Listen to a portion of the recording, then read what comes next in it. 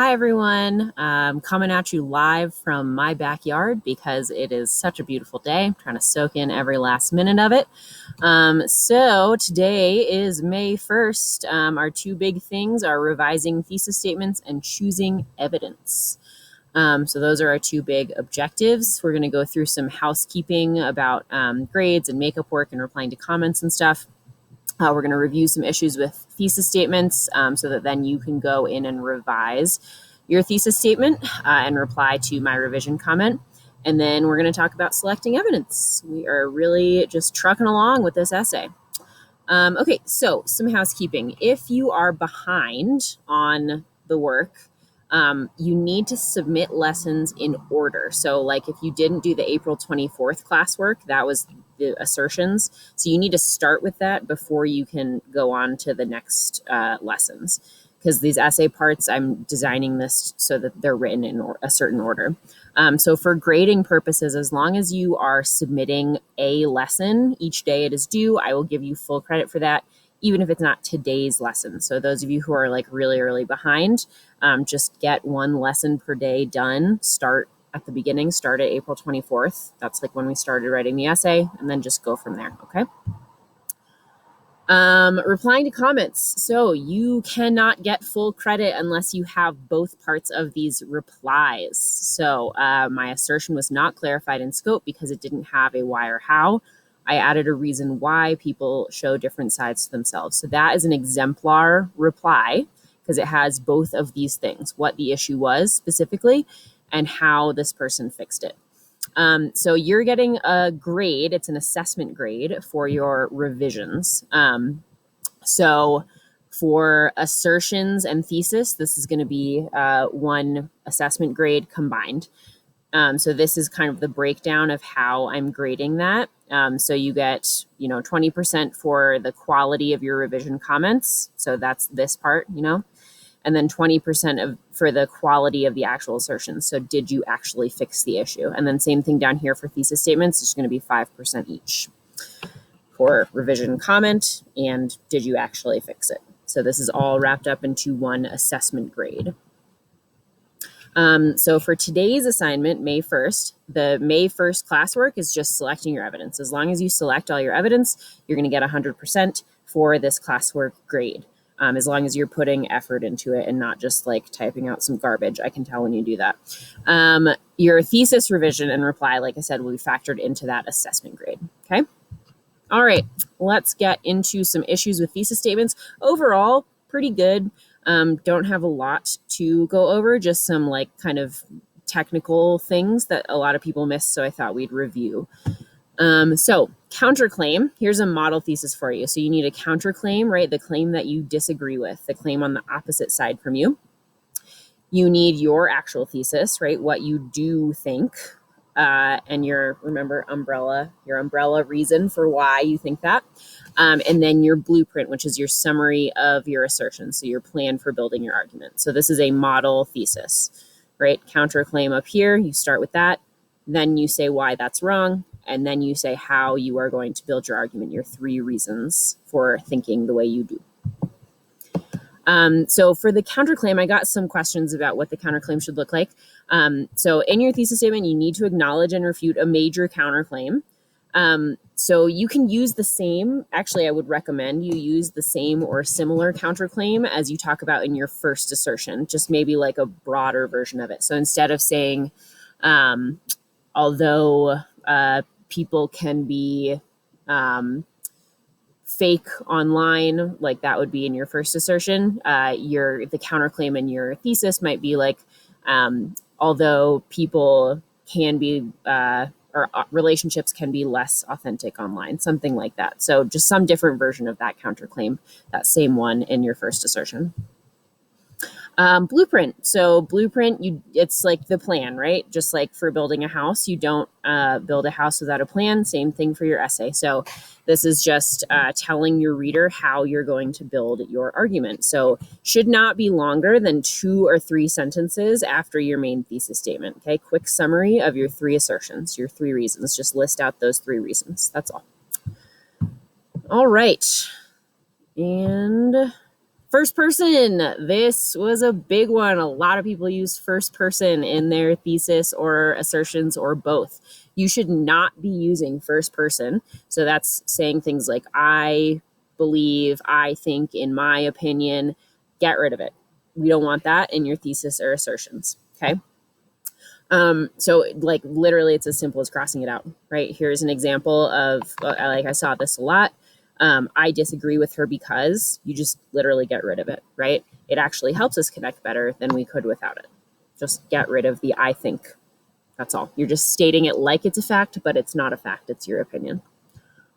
All right. So that was the main issues with thesis statements. Some of you had, slightly different issues that I tried to explain in my comments. So just revise based on my comments, and then reply to that comment. Should be just one.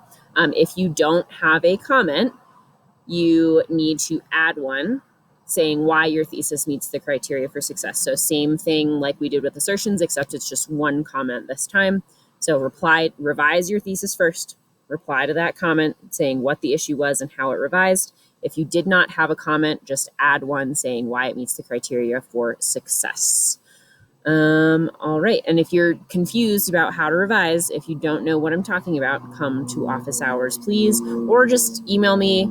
I'm happy to also set up a Google meeting like outside of office hours. If you want to just talk through it, it should be pretty quick. Okay. So go revise, and then we're going to come back and talk about evidence. All right.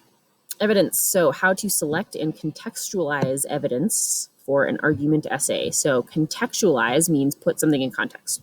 We've done that before. So your evidence does not need to be a direct quote for this argument essay. It can be, but it doesn't have to be. So that means your evidence and context kind of go together. You also don't need a ton of context usually, because you're not telling a story, right? You're not talking about a short story or a narrative or something like that. So in this example, my evidence is paraphrasing Sherry Turkle. Paraphrasing means I'm summarizing what she's saying, but kind of putting it in my own words, right? So I'm paraphrasing Sherry Turkle. This is all the context I need. In her TED Talk, Connected But Alone, this is what she says. That's all you need, really, for context, for most things. So types of evidence that you can use. You should try to use mostly this type of evidence. So current events, academic knowledge, statistics, class sources. So Sherry Turkle, the Wired article, Bijan Stephen, and Pew data. Those are all sources you can use for evidence. You're totally free to find other sources online. Just make sure they're reliable, right? Find other statistics from reliable sources, not just people saying, well, I think this is what I think, right? That's fine, but not the most reliable evidence. So try and stay in this kind of first realm up here. Pop culture could also be fine evidence for this type of essay, especially since it's talking about technology and culture, right? So YouTube stars, TikTok stars could be totally relevant and supportive evidence. Go for it. Personal anecdotes, okay, once in a while, but try to avoid it. So the reason is because you need to show that you understand how the issue is important to society as a whole and not just your own individual experience. So they can be valid sources of evidence, but don't use more than one or two personal stories, anecdotes, observations, experiences in your essay. So no more than one or two. If you are, this is the only time you can use first person. Only time. Okay. All right. So evidence really has to be specific. So it doesn't need to be in the form of a quote, but it does need to be a specific example if it is not. So a non-specific piece of evidence, people are fake online. That is not even evidence. That is an assertion, right? That is something that you believe. There is no evidence backing you up on that. A specific piece of evidence to support that idea would be on social media, people can create multiple anonymous accounts and post fake images of themselves. On TikTok, there was this case of this Paul Zimmer guy. I don't know. I heard about this guy on a podcast that I listened to. Maybe you guys don't know who he is because it's already like a million years ago. Anyway, whatever. So that would be a specific example from pop culture current events to support that idea. Okay, so specific. So context, right? You just need to give your reader enough context to understand what you're talking about. So like, I know what TikTok is, but I have no idea who any of these people are, right? I literally just Googled TikTok stars, never heard of any of these people. So you need to think of me, your not that old, but apparently very old composition teacher when you are introducing your evidence. So if you're using one of the class sources, great. All you need to do is say, in her TED Talk, Sherry Turkle describes blank, or in an article for Wired Magazine, Bijan Stephen writes about blank. According to a Pew data or a Pew research study on teens and technology, blank, right? So that's fine. If you're using some other piece of evidence, some other source, some like current event or something, just need to make sure that like you're thinking about me and explaining it to me like I have no idea what you're talking about. Okay, so that is context. All right, so I think that is it. So you are going to go choose your evidence. So you're putting this in the Unit 5 drafting document. So you need 2 pieces of evidence per paragraph, so 6 total. And then click mark as done on today's assignment, May 1st. So that I know you've selected your evidence, right? If you click mark as done on today's assignment and you haven't actually put your evidence in the drafting document, you're not getting credit. I don't know who you think you're fooling, but you're not. Okay, so that is all. Please get in touch with me if you have questions. I hope you are getting to enjoy this beautiful weather at least a little bit. And I will see you next week. Have a wonderful weekend.